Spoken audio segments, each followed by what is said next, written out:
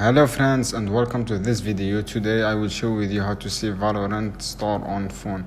So let's get started without waste any time.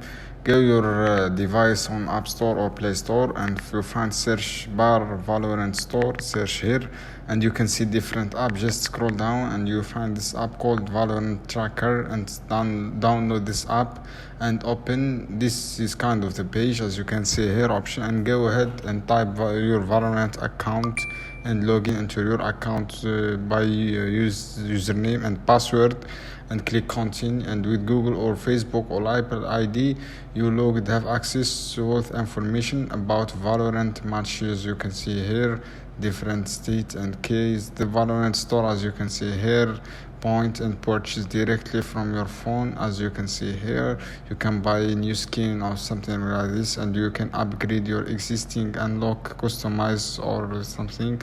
I hope guys this video helpful for you. See you on another video soon.